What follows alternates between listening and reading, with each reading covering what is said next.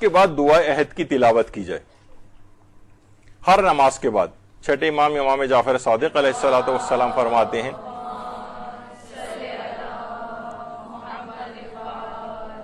کہ جو شخص بھی 40 روز تک دعا عہد کی تلاوت کرے گا تو جلدی وہ وقت آئے گا کہ وہ امام زمانہ علیہ السلام کو پالے گا.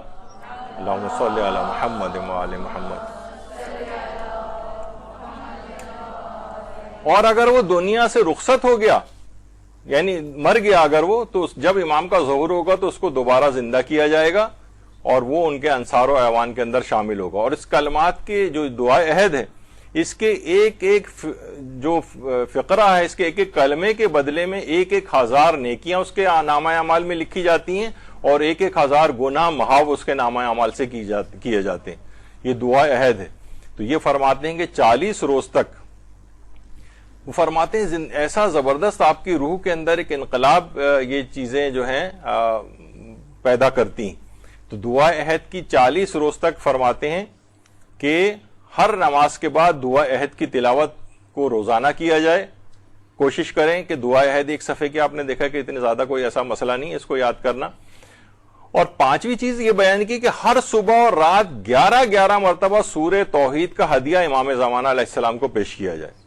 ہر صبح کو بھی 11 دفعہ سورہ توحید اور رات کو سونے سے پہلے 11 دفعہ سورہ توحید. فرماتے ہیں کہ اس قدر اس کے اثرات ہیں، اس قدر اثرات ہیں. کہا جاتا فرماتے ہیں کہ جس طریقے سے وہ نسیم سحر جب چلتی ہے نا، دیکھیے وہ کہتے ہیں کہ ہر موسم میں آپ زمین میں دانہ ڈالیں نہیں اگتا ہے، اس سے فصل کاشت نہیں ہوتی ہے، لیکن جب نسیم بہار چلتی ہے، نسیم بہار جب چلتی ہے اس وقت دانہ ڈالتے ہیں تو دانہ بھی بارآور ہوتا ہے، کاشت اس سے ہوتی ہے، کاشتکار کو بھی فائدہ ہوتا ہے.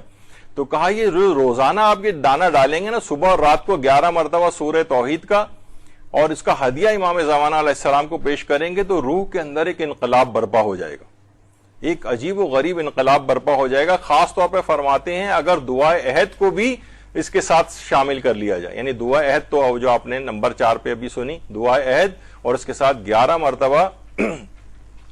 مرتبہ سورہ توحید صبح کو اور 11 مرتبہ شام کو، تو آپ کی روح کے اندر ایک عجیب و غریب انقلاب پیدا ہو جائے گا. آپ خود حیران ہوں گی کچھ عرصے میں کہ میری حالت کیا، میں پہلے کیا تھی اور اب کیا ہو گئی.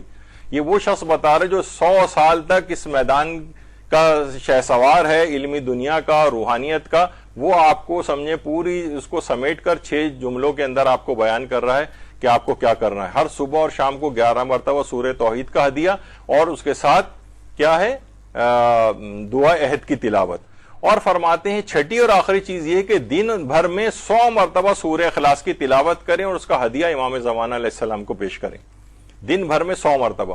اب آپ دیکھیں کبھی بھی سورہ قل ہو اللہ احد پڑھ کے آپ دیکھیں چند سیکنڈ کے اندر ایک سورہ ہو جائے گا اور چند منٹس کے اندر ہی آپ خود کیلکولیٹ کر لیں. 100 کوئی اتنا بڑا مسئلہ نہیں ہے. 100 مرتبہ سورہ اخلاص کو توڑ کے بھی پڑھ سکتے ہیں اگر ایک وقت میں نہیں، ورنہ تو ایک وقت میں بھی پڑھی جا سکتی ہے. آپ خود حیران ہوں گی کہ اتنی جلدی تسبیح والی مکمل ہو گئی.